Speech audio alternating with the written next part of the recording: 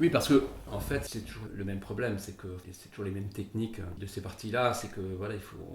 Alors, Marine Le Pen a essayé de lisser. Elle a Elle, lycée, elle est, oui. elle est arrivée fort fort bien, hein, Ouais, mais ouais. bon voilà. Quand on lit quand même des enquêtes sur ce qu'est l'extrême droite, hein, moi je cite toujours les enquêtes qui sont faites par Mediapart par exemple, ils ont fait des enquêtes très complètes sur le RN, ça fait froid dans le dos quoi. Quand on voit un petit peu les copains de Marine Le Pen en Europe, en fait c'est effrayant quoi. Et c'est ça, c'est qu'on n'est plus, enfin, en tout cas, il y a une grande partie des Français qui ne comprennent pas, en fait, qui ne comprennent pas le danger que représente le RN. Ils sont dans un déni total. Pourquoi? Parce qu'ils rejettent les politiques qu'elles ont subies depuis, alors que ce soit la gauche, que ce soit la droite. En fait, il y a eu un, c'est pitoyable, en fait, ce qui s'est passé. Et donc, en fait, c'est ça. On monte les peuples les uns contre les autres. On perd cette idée que, en fait, on est tous des citoyens du monde. On est tous citoyens du monde et que on a tous des richesses extraordinaires. Et en fait, on détruit tout ça. Quoi. On détruit ces richesses, on détruit ces cultures. C'est terrible et j'espère qu'on ne va pas avoir le RN au pouvoir et j'espère que là, les élections du 7 Ouais. juillet ne leur donnera pas la majorité absolue. Bon. Mais même sans majorité absolue, hein. Bardella, il peut accepter d'être Premier ministre, hein. Alors, S'il a 270 sièges, ouais, dominant, mais je crois qu'il pourrait avoir le majorité absolue, il faut qu'il soit à 89. 289, hein, Oui, 289. oui. Enfin. On Mais, verra bien. Mais... mais bon, de toute façon, le problème, c'est que même s'ils n'ont pas 289, ils vont réussir à avoir des gens de droite comme, Bien sûr. voilà, comme Ciotti. Parce qu'il faut quand même savoir que là, dans le Nord, quand même, non, globalement en France, si Ciotti ne s'était pas rallié au RN, le Front Populaire aurait sans doute eu le même nombre de voix que le RN. Oh. C'est ce que C'est ce j'ai. que tu as lu? Ah oui, c'est ce que j'ai Ah lu. oui. C'est-à-dire que, oui, c'est que Ciotti a réussi, en fait, toutes les voix de Ciotti, apparemment il rassemble quand même un certain électorat, elles se sont Ah reportées sur ouais. le RN et que sans l'aide de Ciotti.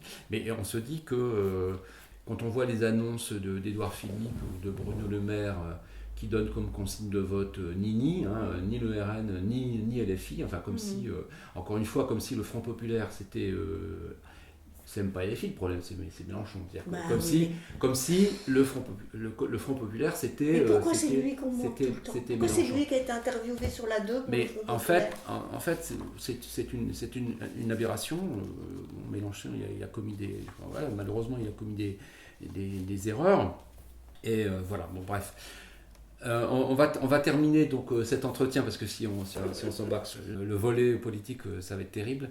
On va revenir sur les formes de soutien et les revendications un petit peu. Est-ce qu'il peut y avoir d'autres formes de soutien en fait que celles qu'apportent les associations? C'est-à-dire qu'on a bien compris que sans les associations, ce serait dramatique. On est d'accord. L'État ou les municipalités apportent quand même un peu d'aide, mais en fait, est-ce que toi, tu peux imaginer d'autres formes de soutien? Aujourd'hui, entre les deux tours d'élection, non. Dans l'absolu, oui, mais moi je dis c'est l'État. C'est à l'État d'appuyer. C'est à l'État d'ouvrir des centres Oui. et de dire aux gens voilà, t'arrives, t'es prêt à rester ici, tu prends, je sais pas moi, allez, tu prends un mois pour te poser, réfléchir, et au bout du mois, si tu veux, on te donne des papiers provisoires, 2 ou 3 ans, et le droit de travailler. Et maintenant, vas-y. Et on en reparle dans 2 ans. D'accord. Et là, les gens, la plupart, ils se poseraient et ils resteraient. Et il n'y aurait pas de problème. Et n'importe où en France. Écoute, on en connaît tous des gens qui ont un restaurant qui ne peuvent pas ouvrir le week-end, qui ne peuvent pas ouvrir le soir parce qu'ils n'ont personne pour travailler Oui. dans le bâtiment, partout. Mm. Partout, il y a besoin de gens pour travailler. Et ces gens, ils sont prêts à tout. N'importe quel boulot. Du moment que je peux gagner ma vie, du moment que je peux me poser, mener une vie normale, ils sont prêts. Et la plupart, justement, c'est des gens jeunes. Il y en a beaucoup, plein qui sont de milieux, c'est pas les plus pauvres qui arrivent ici. Et donc c'est des gens, ils auraient dû faire des études. Ils les ont commencées ou ils les ont pas commencées. Souvent, c'est une génération sacrifiée. Ils ont une barrière de la langue qui fait que... Il y en a qui y arrivent, c'est admirable. Oui. Ils ont commencé des études de médecine et ils arrivent à maîtriser suffisamment en quelques mois le français pour reprendre des études de médecine. Bravo. La plupart, ils n'y arrivent pas. Donc c'est une génération sacrifiée. Moi, je pense toujours au Cerf-Volant de Kaboul. Qui est pratiquement autobiographique. Le narrateur, il est médecin, c'est dans la vie, il est vraiment médecin, Et le père, qui était un monsieur en Afghanistan, il travaille dans une station-service. Et comment il tient le coup, ce monsieur? Parce que ses enfants ont réussi. Sinon, c'est une dégradation, mais épouvantable. Que personne ne supporterait, que personne en France ne supporterait, en fait. Parce que c'est aux États-Unis, mais c'est pareil. Tu travailles dans une station-service, c'était un monsieur avec des propriétés terriennes importantes, avec plein de gens qui te faisaient des courbettes, qui te saluaient, qui t'obéissaient, etc. Et comment il s'en sort? Parce que ses enfants ont fait des études et ont un bon métier. Le fils qui raconte, il est médecin. Et son père est fier de lui. Et ça, on le voit. Les familles qui s'installent, les enfants réussissent. Parce que les parents sont derrière. Ils disent maintenant, c'est à toi. Puis, comme on a connu avec les Maghrébins ou autres, il y a une dizaine d'années, c'est le gamin qui vient en réunion avec les parents parce que les parents ne comprennent pas. Et puis, qui explique les histoires d'orientation. Voilà.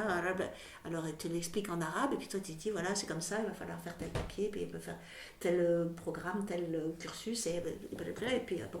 Et ils ont cette charge sur les épaules qui est lourde, mais qui les sauve. Et qui sauve les parents qui sont fiers. Oui, en fait, c'est ça. Il y a quand même, pour la plupart des migrants, il y a ce désir de trouver un métier et de fonder une famille, même, parce qu'ils sont célibataires. Tout à fait. La faire venir ou la fonder. Oui, c'est ça. Ouais. Donc, qu'est-ce que je voulais dire et mener aussi la vie de monsieur tout le monde. Alors, justement, parmi les revendications que toi, tu entends de la part des migrants, est-ce qu'il y a cette notion de, en fait, nous, ce qu'on aimerait, c'est vivre heureux, c'est vivre simplement. Tu l'entends, ça? Bien sûr, sauf qu'ils l'imaginent de l'autre côté de la mer. Ouais. Ils ne l'imaginent pas. Mais c'est normal, tu vois ce qu'on leur montre comme France. Hein? Ouais. C'est ici que tu veux que je reste? Mais non, bien sûr que non. Je ne te demande pas ça. Et qu'est-ce que tu m'offres d'autre? Rien. Ce que tu disais tout à l'heure, soit tu peux pas rester, mais tu peux pas partir. Oui, c'est ça. Ouais. Donc, je veux passer de l'autre côté et mener une vie normale, tranquille. Tu as un peu répondu, mais c'était ma dernière question pour cet entretien. C'était quelle réponse imagines-tu au niveau politique pour que l'on prenne en compte les demandes de ces personnes? Voilà, c'est pour toi, en fait, effectivement, l'État devrait accueillir, arrêter de stigmatiser sur l'étranger dangereux, etc. Et c'est recréer de l'empathie aussi vis-à-vis des gens. Et c'est en ne les accueillant pas qu'on crée ce qui est en train qu'on a créé dans les dernières années, cette méfiance, ce mépris, cette inquiétude. Oui. Et mépris qui arrive parce que les gens n'arrivent pas à comprendre que quand tu vis dans la nature, que tu n'as pas d'accès à l'hygiène, tu as des accès aux douches, etc., qui sont très difficiles, oui, forcément, t'es pas propre, quoi. T'es pas propre, tes habits sont pas propres, mais ça fait pas de toi quelqu'un de dangereux, de dangereux qui t'a rejeté, quoi. Et ils sont même extraordinairement propres. Oui, on se demande comment ils arrivent à faire, quoi. Ouais. Quand on voit les petits, moi je suis toujours fascinée. À quel point les petits sont propres. Oui. Et je me dis, mais comment elles font ces dames? Bravo, ils sont propres, les gamines, elles sont coiffées, les petites tresses, la figure, j'allais dire rose, non, c'est pas des fois les noirs, mais je veux dire, ça brille, quoi. Elles sont pas sales du tout. C'est magnifique, comme ces enfants sont propres, habillés de façon nette, et les mamans aussi. Et les hommes aussi, en général, par rapport aux conditions de vie qu'ils ont, ils sont remarquablement propres et dignes. Voilà, écoute, moi je pense remarquablement propre et digne. Voilà, on va terminer cet entretien sur cette image, parce que c'est important de dire que malgré les conditions terribles que les migrants vivent dans la nature, effectivement il faut se rendre compte que nous, si on était à leur place, je sais pas comment on vivrait ça, en fait. Non, je sais pas.